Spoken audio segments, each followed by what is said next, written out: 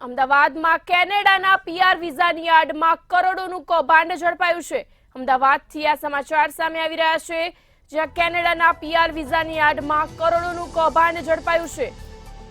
CID crime દ્વારા કૌભાંડી બંટી બબલીની ધરપકડ કરાઈ છે।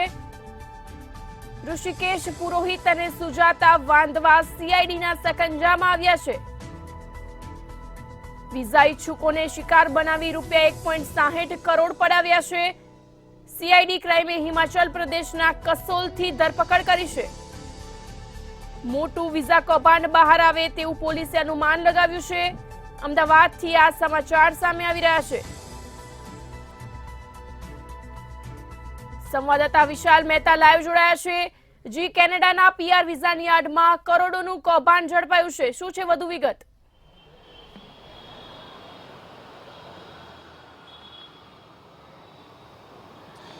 જે રીતે સમગ્ર મામલો સામે આવ્યો છે તેમાં એક વસ્તુ સ્પષ્ટ છે કે વિઝાના નામે છેતરપિંડી કરતા અનેક ઠગબાજો અત્યારે હાલમાં રાજ્યભરમાં અને દેશભરમાં ફરી રહ્યા છે અને રોજે રોજ લોકોને ક્યાંક ને ક્યાંક ઉલ્લુ બનાવી અને કરોડો અને લાખો રૂપિયાની ઠગાઈ કરી રહ્યા છે। તેનો વધુ એક કિસ્સો સીઆઈડી ક્રાઇમ દ્વારા પ્રકાશમાં લાવવામાં આવ્યો છે, જેની અંદર જોવા જઈએ તો ન્યૂ પાથ કેરિયર ના નામની વિઝા એજન્સી ખોલી અને ત્યારબાદ તેમણે 2020-21ની અંદર આ એજન્સીની શરૂઆત કરી। લોકોને ભોળવાનું શરૂ કર્યું કે તે લોકો કેનેડાના પરમેનન્ટ રેસિડેન્ટ્સના વિઝા લાવી આપશે અને તે જ બાબતના ક્યાંક ને ક્યાંક મોટા મોટા દાવાઓ કરી અને લોકો પાસેથી પૈસા ઉઘરાવ્યા, જેમાં આ સમગ્ર બાબતની અંદર કોઈ પણ વ્યક્તિનું કામ ન કરવામાં આવ્યું અને તેની અંદરથી એક વ્યક્તિ કે જેનું નામ હાર્દિક પટેલ છે તે સીઆઈડી ક્રાઇમમાં ફરિયાદ કરવા પહોંચ્યો હતો અને તેને ફરિયાદ કરી હતી કે તેના ₹1.60 આ બંટી બબલી છે, એટલે કે જે આરોપી છે ઋષિકેશ પુરોહિત અને તેની પત્ની સુજાતા વાંધવા, તે બંને લોકો ચાવ કરી ગયા છે અને ફરાર થઈ ગયા છે।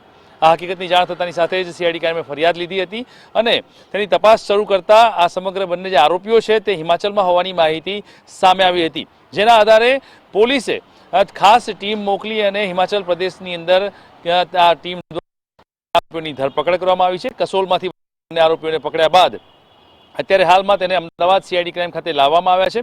બંને બંટી બબલીની પૂછપરછ કરતા અત્યારે હાલમાં ₹1.60 જે કૌભાંડ છે તે બહાર આવ્યું છે। આ ઉપરાંત મહત્વની વાત એ છે કે આ બંને આરોપીઓ સામે વડોદરા, નર્મદા ક્રાઇમ બ્રાન્ચ અને અલગ અલગ જિલ્લાઓની અંદર પણ આ જ રીતની ઠગાઈની ફરિયાદો નોંધાયેલી છે।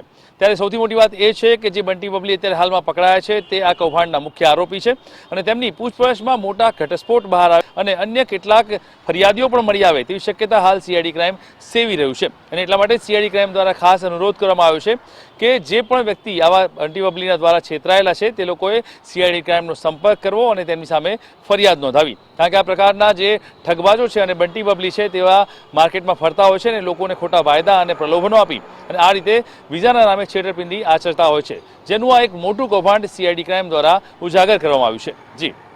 જી, વિગતો બદલ આભાર। અમદાવાદથી આ સમાચાર સામે આવી રહ્યા છે, જ્યાં કેનેડાના પીઆર વિઝાની આડમાં કરોડોનું કૌભાંડ ઝડપાયું છે। સીઆઈડી ક્રાઇમ દ્વારા કૌભાંડી બંટી બબલીની ધરપકડ પણ કરાઈ છે।